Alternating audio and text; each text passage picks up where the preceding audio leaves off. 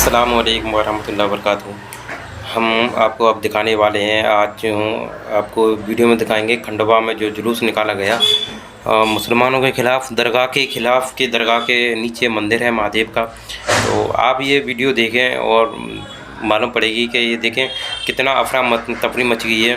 किसी दूसरे के बारे में कहते हैं ना कि अपने किसी के लिए गड्ढा खोदें तो वो पहले आप खुद को नुकसान पहुंचता है। तो देखें ये जो जुलूस निकाला जा रहा था, ये बहुत बड़े तादाद में निकाला जा रहा था और देखें ये कितना बड़ा नुकसान और कितनी भारी तादाद में लोगों के झुलसने की और गंभीर लोगों के जलने की इसमें सूचना मिल रही है हम लोगों को।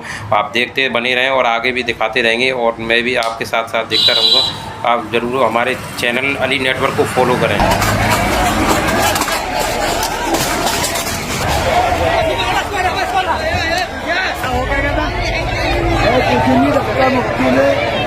वो तो है तो घुसा था, वो गिर गया, उससे आग हो गई। खंडवा में गुरुवार रात एक मशाल मार्च में भगदड़ मचने से स्थिति बेकाबू हो गई। बताया गया कि मशाल में डाली गई डीजल से भीगी हुई लकड़ी का बुरादा हवा में उड़ने के बाद पहले तो धक्का मुक्की हुई और फिर देखते ही देखते हालात बेकाबू होते चले गए। लोगों ने मशाल को सड़कों पर ही फेंक दिया, जिसकी वजह से आसपास खड़े लोग झुलस गए। हालांकि गनीमत रही कि आग को समय रहते काबू कर लिया गया, वरना बड़ा हादसा हो जाता। ये घटना खंडवा के घंटाघर चौक पर जुलूस के समापन के दौरान हुई। बताया जा रहा है कि भाजपा नेता इस कार्यक्रम को संबोधित कर रहे थे। हादसा हुआ तो फौरन खंडवा के पुलिस अधीक्षक मनोज कुमार राय दूसरे अधिकारियों के साथ मौके पर पहुंचे और हालात को संभाला। बाद में उन्होंने अस्पताल पहुंचकर घायलों का भी हाल चाल जाना। दरअसल खंडवा के बड़ा बम इलाके में यह आयोजन राष्ट्रभक्त युवा वीर संगठन द्वारा शहीदों को श्रद्धांजलि और आतंकवाद के खिलाफ रखा गया था। सुप्रीम कोर्ट के अधिवक्ता नाजिया खान और कर्नाटक के विधायक टी राजा भी इसमें शामिल हुए। मंच पर हुए आयोजन के बाद बड़ा बम इलाके से मशाल मार्च निकाला गया। इसी दौरान कार्यक्रम को हैदराबाद के भाग्यनगर विधायक टी राजा और कुछ संतों ने भी संबोधित किया। मशाल मार्च के मद्देनजर खंडवा में सुरक्षा के भी कड़े इंतजाम किए गए थे। बड़ा बम इलाके में बैरिकेडिंग के साथ ही बड़ी संख्या में पुलिस बल की तैनाती थी। बताया गया कि मार्च में शामिल अधिवक्ता नाजिया और उनके साथ मौजूद महिलाओं पर भी मशाल के गुल उड़ने से उन्हें बीच में ही जुलूस से अलग कर एक घर में रोक दिया गया था। वे बुरी तरह से घबरा गई थी।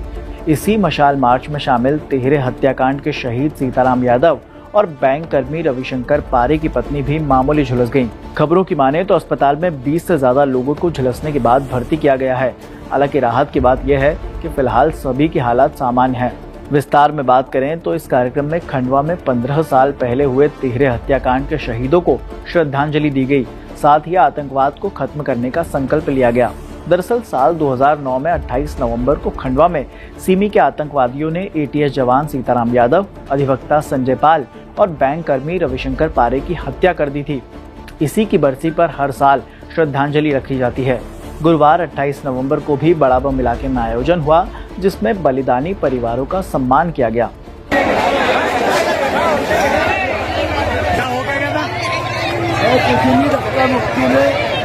वो तो है तो घुसा था, वो गिर गया, उससे आग हो गई। देखा आपने इस वीडियो में किस तरीके से ये इसमें उधम मचा हुआ है सारे देश के अंदर। और हम कैसे कह सकते हैं कि हमारा अमन और सुकून का देश है ये। अमन और चैन कैसे हमारे देश में है, हम तो कतई नहीं मान सकते कि जिस तरीके से ये मध्य प्रदेश के खंडवा ज़िले के अंदर इस तरीके से जो बहुत ख़तरनाक हादसा हुआ है। ये हरकत तो नहीं कहेंगे, एक हरकत भी कह सकते हैं कि आपस में ही एक समुदाय के लोगों ने इकट्ठे होकर और इस तरीके से जुलूस निकालना किसी के खिलाफ़, ये तो सख्त गलत हुआ ना। ये तो ऐसा नहीं होना चाहिए, ये तो बहुत गलत है।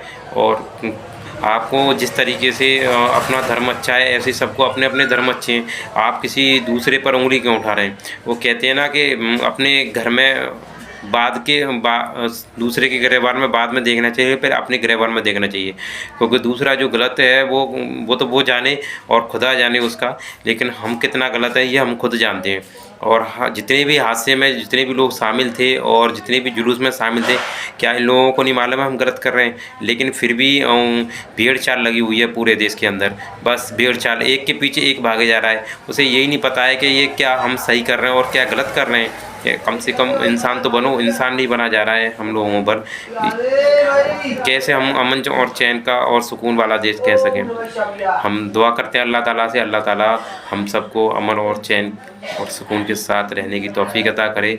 और ऐसे भाईयाना गलत तरीके से जुलूस जो निकाले जा रहे हैं, दूसरे के खिलाफ़ जो निकाले जा रहे हैं और तो उससे हमें बचने की तौफीक अता करे। और हमें खुद भी बचना चाहिए ऐसी हरकतों से, ऐसी महफ़िल और ऐसे जुलूस में जाने से बचना चाहिए जो दूसरे के ख़िलाफ़ हो। और उसमें भी हम गलत हैं फिर भी हम जा रहे हैं, ऐसा नहीं करना चाहिए। बने रहिए हमारे